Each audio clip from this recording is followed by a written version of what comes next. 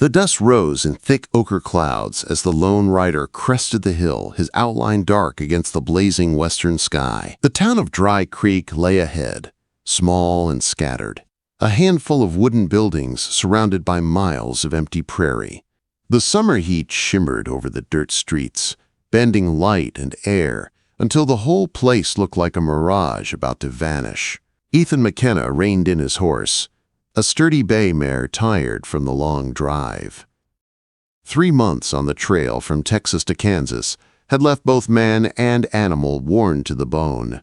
He was lean, dust-covered, his face tanned and lined from the wind. All he wanted was a hot meal, a cold drink, and a place to rest his head for a few nights before heading back south. Dry Creek wasn't much. A few false-fronted stores, a livery, a church, and one saloon that seemed to hold the heart of the town, the Lucky Dollar. Ethan tied his mare to the hitching post and stepped inside, pushing through the swinging batwing doors. The saloon was dim and smoky, the smell of whiskey and old wood filling the air. A few cowhands sat hunched over their drinks, voices low. The piano stood silent in the corner. The bartender, a heavy man with grand mutton chops, looked up from polishing a glass. "Stranger," he greeted, the word carrying both welcome and warning. "Whiskey," Ethan said, taking a stool. "And maybe you can tell me where a man might find a bed that doesn't move with the wind." The barkeep poured the amber liquid and leaned close. "Sam Morrison's got rooms above his store, fair price, clean sheets. But if you're lucky, you might find yourself at the Wheelin' Place. Best food in 3 counties. And 2 pretty sights if you've got eyes for that sort of thing." A ranch hand at a nearby table chuckled. "Pretty sights, huh? Clara Whelan could make a preacher break his vows."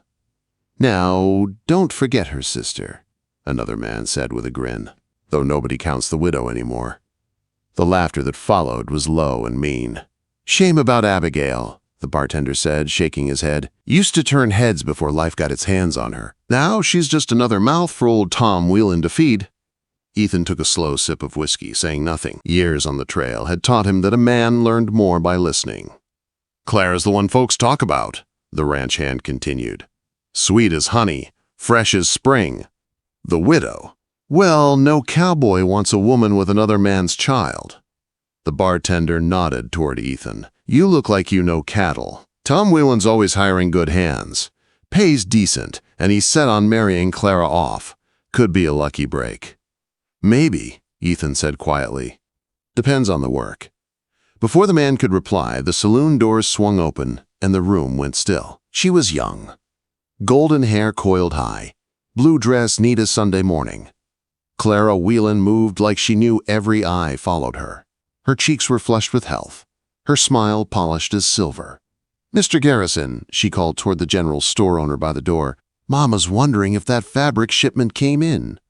"Tuesday, Miss Clara," the man answered quickly, tipping his hat. Her gaze swept the room and landed on Ethan. For a heartbeat, their eyes met, hers curious and bright, his unreadable. She smiled, the kind of practiced smile that had likely broken a few hearts, then turned and left, skirts whispering against the floorboards. "That's Clara Whelan," the bartender said, grinning. "Prettiest sight this side of the Mississippi." But Ethan wasn't looking at the door anymore. He'd noticed the figure waiting outside, a woman standing in the dust, older, dressed in plain black. She kept her head low beneath a faded bonnet, but there was something about her posture, straight, proud, despite the worn clothes, that caught his attention. When Clara stepped out, the woman fell in behind her, protective, almost watchful. "The widow," someone muttered. "Abigail follows Clara around like a shadow. Protective, I guess. Though what Clara needs protecting from in Dry Creek, no one knows." "Maybe she's protecting Clara from cowboys like him," another man joked, pointing his chin toward Ethan. Laughter rippled through the room. Ethan drained his glass and set it down. "Where might I find Tom Whelan?" 3 miles north, the bartender replied. "Follow the creek till you hit the cottonwoods. Big white house. You can't miss it." Ethan nodded, tossed a coin on the bar, and stepped back into the scorching afternoon. His mare whickered softly as he untied her. He patted her neck, squinting northward. The sun hung low, the sky wide and merciless. As he rode toward the Whelan Ranch, his thoughts wandered to the two women he'd just heard about, the Golden Beauty and the widow nobody wanted. By the time the house came into view, the land had begun to soften. Cottonwoods rustled in the wind, and the big white house gleamed like a promise against the barren plain. It was the kind of home only the successful built out here. Porch wrapped around, glass windows shining, a mark of comfort won from hard soil. Tom Whelan met him at the gate. The man was stout, gray-haired, with the satisfied air of someone who'd done well for himself. Always room for another good hand, he said after a short talk. You got references? Quote, drove cattle for Jim Crawford out of San Antonio. He'll vouch for me. Whelan's brows lifted. Crawford's a solid man. You're hired. $1 a day and a bunk. Supper's at sundown. As if summoned, the front door opened and Clara appeared, framed by sunlight. Papa, Mama wants to know. Oh. She stopped, surprised. I didn't know we had company. This here's Ethan McKenna, our new hand, Whelan said. Mr. McKenna. She dipped a small curtsy. Welcome to the Whelan Ranch. I hope you'll stay a while. That depends on your father, Ethan replied politely. Well, she said with a smile that could melt butter, Mama always cooks extra on Saturdays. You must join us for supper. Clara, came a firm voice from inside. Stop dawdling and help with the preserves. Clara sighed prettily. Coming, Abigail. She rolled her eyes at Ethan. My sister, quite the taskmaster. Then she vanished inside. Whelan chuckled. That's my youngest, light of my life.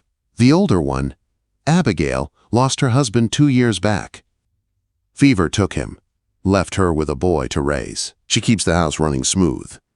Ethan followed him to the bunkhouse, clean and quiet, the smell of hay in the air. Bunk's yours, Whelan said. Oh, and there's a church social this Saturday. Good place to meet folks. My Clara does love a dance. When he left, Ethan sat on the edge of his bunk, boots heavy with trail dust. Through the window he could see the back of the main house. A woman was hanging laundry, sleeves rolled, movements brisk, efficient.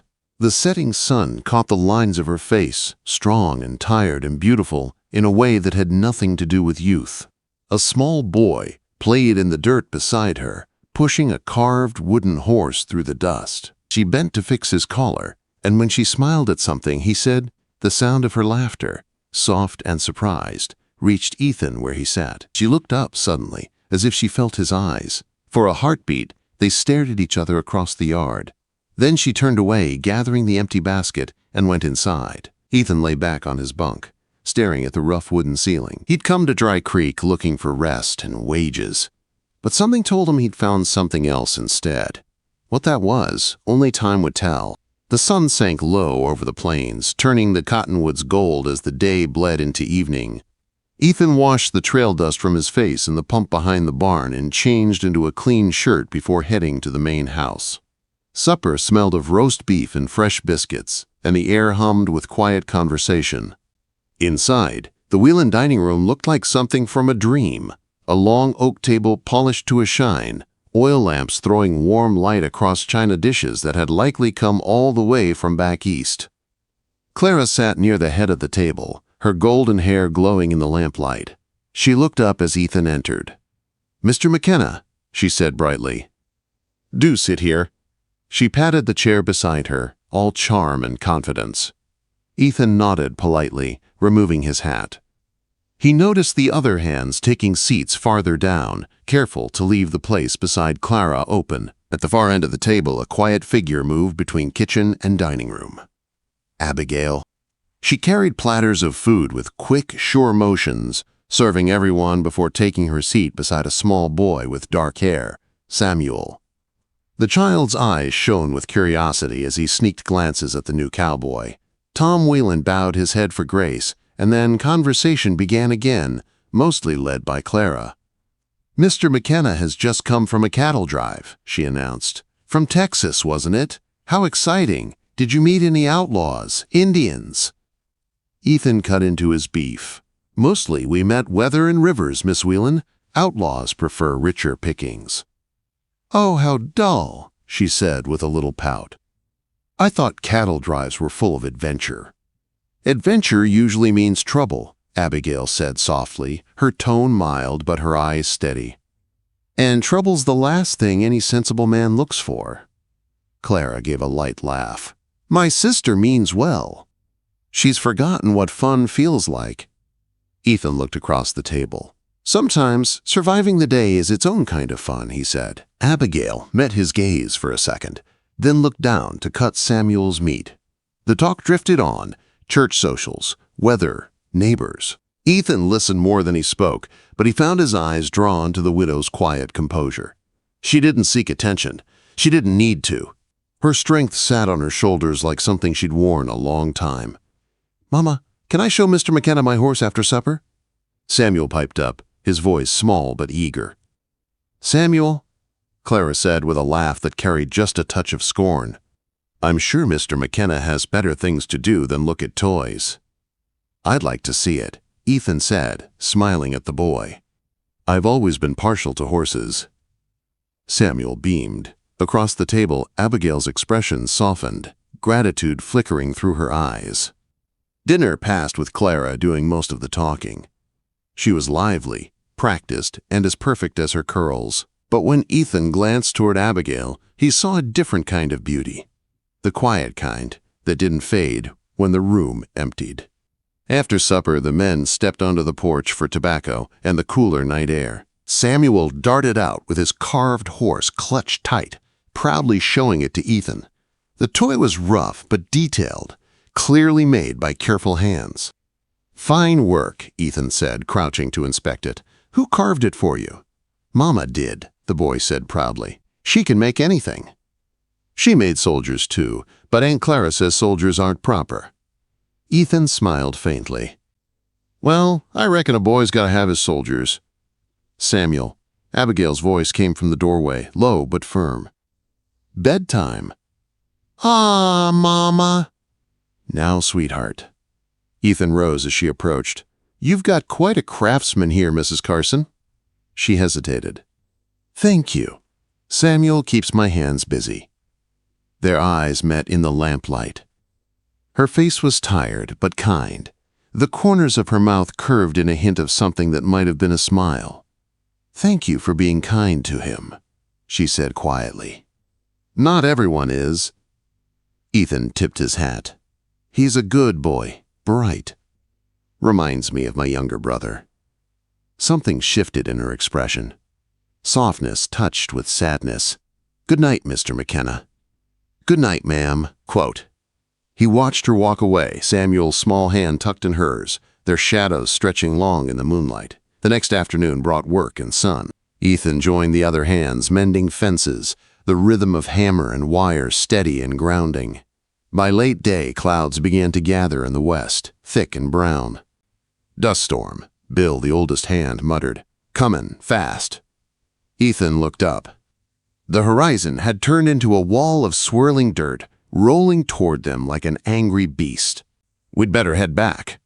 The ranch hands spurred their horses, racing the storm, but the wind caught them quick. Dust filled the air, choking and blinding. The world turned to chaos. Through the haze, Ethan spotted movement near a smaller cabin behind the main house, Abigail's. She was outside, fighting the wind, trying to secure a loose shutter while Samuel clung to her skirts, crying. Without thinking, Ethan turned his horse toward them. Get inside, he shouted, jumping down and running to her. The window will break, she cried, struggling against the flapping board. He took the hammer from her hands. Go inside, I'll finish it. For once, she didn't argue. She gathered Samuel and ducked into the cabin while Ethan nailed the shutter down, the wind tearing at his shirt and stinging his eyes. He forced the door closed behind him and dropped the bar into place. The sudden quiet inside was startling. Dust drifted in the lamplight. Abigail stood near the table, holding Samuel tight. Her hair had come loose, falling in wild waves around her face. Thank you, she said, her voice trembling only slightly. I couldn't have managed alone. You were managing fine, Ethan said, breathing hard, but I reckon it's safer with two. The boy whimpered as the wind howled outside. Abigail knelt, smoothing his hair. It's all right, sweetheart, just a storm. The cabin's strong. The space was small but tidy, a woman's touch everywhere. Curtains sewn from flour sacks, a rug made of old shirts, everything neat despite the wear. Ethan's eyes caught on a small Bible on the shelf beside a wooden carving. James Carson's name burned into the spine. "Would you like some coffee?" Abigail asked after a moment. "Thank you, ma'am." They sat at the table while Samuel played with his horse on the floor. The sound of the wind filled the silence. "How long have you been widowed?" Ethan asked softly, then cursed himself for the question. 2 years, she said simply. Fever took him. Samuel was 4. "I'm sorry." She shrugged gently. "We had 3 good years. That's more than some get." Her eyes were distant, remembering. "You loved him," Ethan said. "Yes," she said, meeting his gaze. "Does that surprise you? That a plain woman could love and be loved?" "You're not plain." The words came out before he could stop them. Abigail froze, color rising in her cheeks. For a long second, the air between them seemed to hum. Then she stood abruptly. "I should check the back window." Ethan followed her. Together, they secured a loose board, their shoulders brushing in the close space. The storm raged, but the cabin held. When they returned to the table, Samuel had fallen asleep on his pallet, clutching his carved horse. Abigail covered him with a quilt, her movements tender. "You're good with him," Ethan said quietly. "He's all I have," she replied. "Everything I do is for him." "You work hard." "I work to earn my place," she said, voice firm. "People talk. They think I'm a burden on my father's charity. But I do my share. I won't be pitied." Ethan's jaw tightened. "You deserve better than pity." She gave a small, tired smile. "Deserve doesn't count for much out here, Mr. McKenna. Life gives what it will, and we make the best of it." Outside, the storm began to ease, the wind dying to a restless moan. "I should go," he said reluctantly. "They'll wonder where I am." "Thank you for your help," she said softly. He paused at the door. "I meant what I said about fixing that roof tomorrow. You don't have to. I want to." Their eyes met one last time. Something passed between them, an understanding neither dared name. Ethan stepped into the still dusty air, the storm's edge brushing past like a living thing. Behind him, through the cabin window, he saw a lamplight glow and the faint shadow of a woman watching him go. He touched the brim of his hat toward her shape before turning toward the bunkhouse, the wind carrying the faint sound of her voice comforting her child. That night, lying awake, Ethan realized that the storm outside wasn't half as fierce as the one building quietly inside him. The church social glowed warm against the cool night air. The small white building was alive with fiddle music, laughter, and the hum of gossip. Every family from miles around had come dressed in their Sunday best. Dry Creek didn't see many grand events, and a new cowboy in town had given them all something to talk about. Ethan had cleaned up as best he could, his good shirt washed and pressed, boots polished, though still scuffed by miles of trail. He stood near the door for a moment, hat in hand, feeling the curious eyes of the townsfolk on him. Then came Clara Whelan, shining like a sunrise in a yellow dress that seemed to catch every bit of light in the room. "Mr. McKenna," she said sweetly, gliding over as if the floor carried her, "I was beginning to think you wouldn't come." "Wouldn't miss it," he said politely. "Then come dance with me." She took his arm before he could answer and led him onto the floor. Couples spun and laughed around them, and the fiddler's bow moved quick. Clara talked without pause, her voice full of practiced charm. Ethan listened, smiling when he needed to, but his eyes drifted again and again to the edges of the room. That's where he saw her, Abigail, standing among the widows and spinsters near the refreshment table. Her dress was dark blue this time, plain but fitting her slender form. Her hair was pinned softer than usual, and though she stayed apart from the crowd, there was something luminous about her. The sight of her steadied him in a way he couldn't explain. "Mr. McKenna, you're not listening," Clara complained, tightening her grip. He pulled his attention back to her. "I'm sorry, Miss Whelan, just distracted by the heat." "Then let's step outside after this dance," she said with a coy smile. But before he could reply, A commotion rose near the table.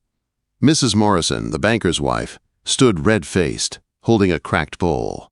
"I told you the lemonade was to be served in the crystal one," she snapped at Abigail. "The crystal was cracked," Abigail said softly. "I didn't want it to shatter." Mrs. Morrison's laugh was sharp. "That's not your decision to make, widow. You forget your place. You're a servant now, not family."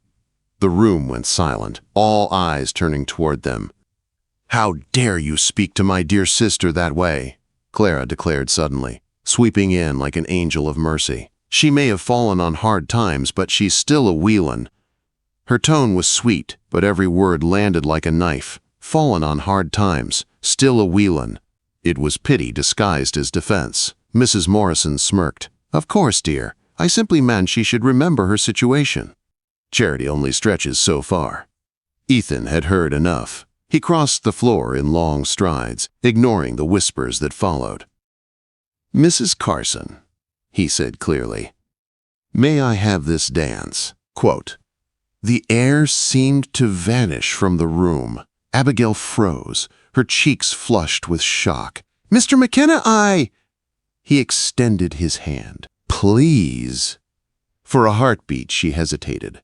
Then she straightened, lifted her chin, and placed her work-roughened hand in his. "Thank you, Mr. McKenna." A murmur rippled through the crowd as he led her to the dance floor. The fiddler hesitated only a moment before striking up a new tune. "You don't have to do this," Abigail whispered as they began to move. "You'll only cause trouble." "I didn't ask you to dance for their sake," he said quietly. "I asked because I wanted to." Her eyes lifted to his, confused and searching. "Why? You could have anyone here. Clara." "Clara's beautiful," he interrupted. "But beauty fades fast when it's hollow. You, Abigail, you're real. You've got strength. You've got heart. I've seen it." She blinked, fighting tears. "You don't understand. This will have consequences. My father, Clara." "Let them talk. I've faced worse storms than gossip." Quote, they moved together, her steps uncertain at first, then finding rhythm with his. The crowd watched, whispering. Tom Whelan stood near the door, face dark with fury. Clara looked ready to cry or scream. When the music ended, Ethan held Abigail's gaze. "Save me another dance," he said loud enough for all to hear. Then Tom's voice cut through the silence. "McKenna, outside, now." Ethan followed him out into the night air. "What the hell do you think you're doing?" Tom thundered. "You humiliated my daughter in front of the whole town." "I asked a woman to dance. That's all." "You know what people will say." "I know what they've already said," Ethan shot back, "and I've seen how your family lets them. Your younger daughter sneers while your elder works herself raw keeping this place together. Maybe you should be proud of the wrong one, Mr. Whelan." Tom's face went pale with anger. "You've got notions about Abigail. Don't. She's another man's leftovers with another man's child. You could have had Clara, part of this ranch." "Keep your ranch," Ethan said coldly. "And if you ever speak of her that way again, I won't hold my tongue next time." He turned and walked back toward the church. Inside, the music had stopped. All eyes were on him as he crossed to where Abigail stood, Samuel's small hand clutched in hers. "Would you allow me to see you home, Mrs. Carson?" he asked quietly. She looked at him, then at the watching faces, and nodded. "Thank you, Mr. McKenna. That would be kind." The whispers followed them out, sharp as thorns, but she held her head high. They walked in silence for a while, the night clear and full of stars. Samuel skipped ahead, chasing the fireflies. "You know what you've done," Abigail said softly. "Tom will fire you. Clara will see to it. No one hires you again." "Then I'll move on," he said. "The question is, would you come with me?" She stopped walking. "What?" "I'm not a man for fancy talk, Abigail. I know what I want. I want you and Samuel, a family, a life built on something real. You barely know me." "I know enough," he said simply. "You're brave. You're kind. You've got more strength than anyone I've ever met. That's all I need to know." Her eyes filled with tears. "Ethan, I am afraid to hope. Every time I have, it's been torn away." He reached out and touched her face. his hand rough and gentle at once. "Then let me be the one who doesn't tear it away." For a long moment neither spoke. The wind rustled through the grass and the stars burned bright above them. "Do you mean it?" she whispered. "I do," he said. The cowboy who rejected the beautiful sister chose the widow no one wanted, and he'd do it 1,000 times over. A sob broke from her, half laugh, half cry. Samuel came running up, his face bright. "Mama, are you crying?" "No, sweetheart," she said, kneeling to hug him tight, just happy. "Are you going to marry Mr. Ethan?" the boy asked bluntly. Ethan smiled. "Only if she'll have me." Samuel grinned. "Good, then I can have a papa again." Abigail laughed through her tears, and Ethan felt something settle inside him. Peace, strong and sure. He took her hand. "Come morning, we'll tell Tom the truth, and after that, we'll build something new, somewhere that's ours." She nodded, still trembling. "You'd give up everything here?" "For you," he said simply. "Everything worth keeping I've already found." The three of them stood there under the wide western sky, the widow no one wanted, the cowboy who saw her worth, and the boy who'd bound them together. Behind them, the lights of Dry Creek flickered small and distant. Ahead lay the open land, wild and waiting. Whatever storms came next, they would face them together.